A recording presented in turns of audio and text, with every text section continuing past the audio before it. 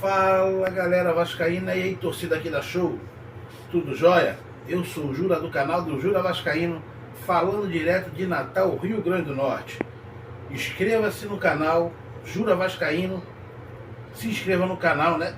Deixe o seu like, ative o sininho de notificações, deixe o seu comentário e compartilhe o nosso vídeo para que o nosso canal possa crescer e atingir o maior número de vascaíno possível. Vamos falar de Vasco, valeu?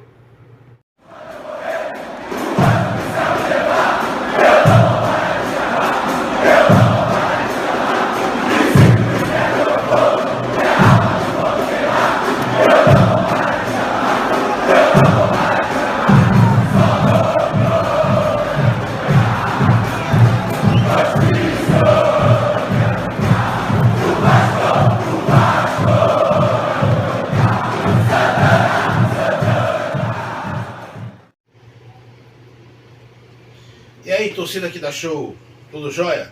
Vamos lá, vamos falar um pouquinho aqui hoje do que? Vasco e Botafogo, 2-0 Vascão, o Vascão ganhou, amassou o Botafogo, não tem desculpa de que foi porque ganhou porque teve 2 expulsos, isso é papo, é chororô de quem perdeu, porque o Vasco já começou mandando no jogo, o Botafogo até a expulsão não tinha feito nada, o Vasco estava dominando o jogo e as ações, então não tem desculpa. Vasco jogou bem, ganhou, tá entendendo? Poderia ganhar demais se não fosse o goleiro do Botafogo que fechou o gol, fez altas defesas ali, e também porque o nosso artilheiro perdeu muito gol, tá certo? E ainda tivemos também a questão de que a gente sentiu que o Vasco tirou um pouco o pé. E a gente até entende, porque sabia que o jogo estava controlado, mas o importante foi a vitória. O Vasco ganhou, apresentou um futebol melhor, né? E sem contar que a gente conseguiu os 3 pontinhos aí que colocou a gente no G4. Então é importantíssimo esse resultado. Próximo compromisso do Vasco, Copa do Brasil, e a gente vai lá para Brasília, se Deus quiser, puxar essa classificação logo, para puxar essa merrequinha pro nosso bolso, né? Então, Vascão, Botafogo, resolveu, acabou, matou a pau, ganhamos o jogo, né? E tudo tranquilo. E agora, vamos falar o quê? Andrei tá voltando pro Vasco? Será? Não, galera. O Andrei não conseguiu o visto para poder começar a jogar, a trabalhar na Inglaterra com o Chelsea. Então o Chelsea está realmente buscando o empréstimo do jogador para que ele não fique parado e para que ele possa atingir a pontuação necessária para que ele consiga o mais rápido possível esse visto. Aí já tem uma galera já falando que vem pro Vasco, Andrei vai voltar pro Vasco. Não caiam nessa historinha já nessa narrativa de vender ilusão. Gente, a questão do Andrei vir para o Vasco é muito difícil. Por quê? Porque existe uma cláusula no contrato de venda que dá prioridade de empréstimo seria para o Vasco. Esquece isso, gente. A única churumela que teve em relação a essa venda foi o tal acordo entre irmãos e amigos de que que o Chelsea queria o jogador mais barato, um preço barato, para não dificultar a venda do Vasco para o Chelsea. O Chelsea só se preocupou em acordo de amigos nesse acordo aí, no tal acordo de amigos que o Vasco tinha que facilitar a saída do jogador. Porque o Chelsea não faz a mínima questão de emprestar o Andrei para o Vasco. Porque caso o Andrei venha para o Vasco jogar só o Campeonato Brasileiro, uma parte do Campeonato Brasileiro, e a pontuação necessária que ele tinha que atingir para poder pegar logo o visto, levaria mais tempo, porque é menor. Diferente se ele for jogar e for para um time no Brasil que esteja na Libertadores, porque é uma competição sul-americana. Então a meta para atingir, a pontuação para atingir essa meta seria muito mais rápido. Então, é muito mais fácil o Chelsea emprestar para o Palmeiras, por exemplo, que é do Brasil, está interessado e vai disputar uma Libertadores, do que para o Vasco. Então, o que o Chelsea queria do Vasco já conseguiu. O André a preço de banana, que os otários e os babacas e os pilantras da diretoria do Vasco fizeram. Que até agora ninguém sabe realmente quanto foi. Aqui eles falam que foi 12 milhões e meio. Lá na Inglaterra se fala que foi vendido realmente por 40. Quem está mentindo? O pessoal da Inglaterra ou aqui no Brasil? Essa diretoria? Ou se está se falando aqui no Brasil que vendeu por 12 milhões e meio para poder embolsar aí 30 milhões. Então, é complicado. Mas o que o Chelsea queria, ele já conseguiu. Era o atleta. Então, dificilmente, cara, esquece. Eu não acredito e vou falar assim, ser sincero com vocês.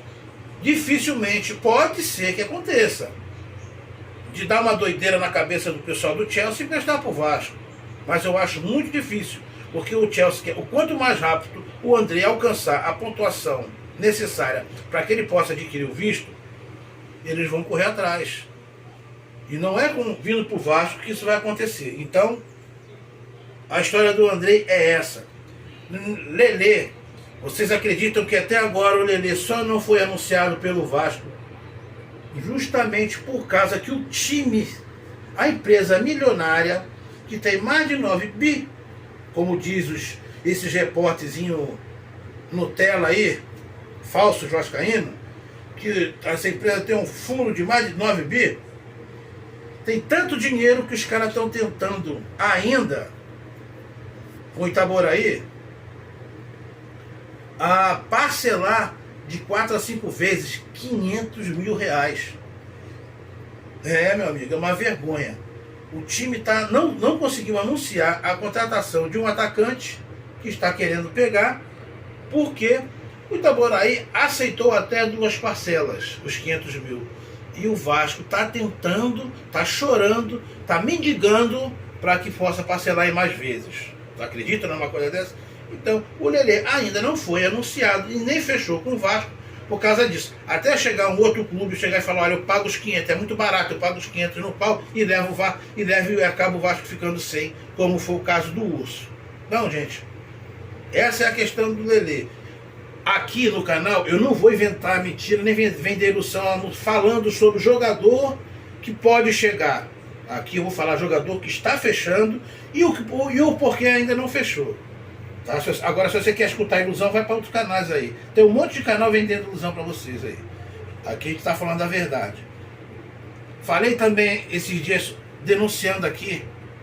Não foi nenhuma denúncia, foi uma reclamação. O pouco caso, que é de essa diretoria, que se diz tão abraçadora das igualdades, da lacração. E eu volto a enfatizar essa reclamação, porque até agora eu não vi ninguém falar sobre ela. O time feminino do Vasco está jogado às traças. Para você ter uma ideia, o time feminino do Vasco, a Copa Rio vai começar daqui a 3 semanas e o time do Vasco feminino nem se apresentou. Nem começou as suas atividades, nem começou a treinar. Como é que uma diretoria dessa vai fazer com que esse time consiga um bom desempenho, já que eles estão falando que eles estão dando importância para o Campeonato Brasileiro, para voltar a botar o Vasco na série de elite do Campeonato Brasileiro, já que essa diretoria conseguiu afundar o Vasco, rebaixar o Vasco no Campeonato Brasileiro, tá certo? Mas como é que você vai fazer o time começar a se levantar, onde os adversários no Rio já começaram as suas atividades com o time feminino em janeiro? Botafogo e Flamengo começaram em janeiro. O Fluminense começou no início de fevereiro. Pasmem, o time do Vasco só vai começar as suas atividades de treinamento, a reapresentação do Vasco para a temporada 2023 só vai começar após o Carnaval. Ou seja, em cima da estreia da Copa Rio. Isso é um absurdo. Para essa diretoria que se preocupa tanto em vender ilusão de lacração de causas sociais, de igualdades sociais, a prova de que eles não é só hipocrisia o que se fala deles, tá? A razão social, a causa sociais dele, a igualdade social dessa turma aí do Vasco é só aonde enche o bolso. Se não aparecer que vai entrar dinheiro, eles estão cagando para a igualdade social, tá certo? E o que está me preocupando também, pessoal, não sei se vocês estão percebendo e que eu ainda também não vi ninguém puxar esse assunto. Estão se reclamando muito das arbitragens, que realmente foi horrível. A arbitragem Vasco e Fluminense. E está se reclamando muito da arbitragem de ontem de Vasco e Botafogo. Gente, as escalações dos jogos do Vasco, tanto para o Vasco quanto para o Botafogo, coincidentemente a FERJ está colocando só juízes inexperientes. O juiz de ontem, para você ter uma ideia, nunca tinha apitado um jogo de Série A.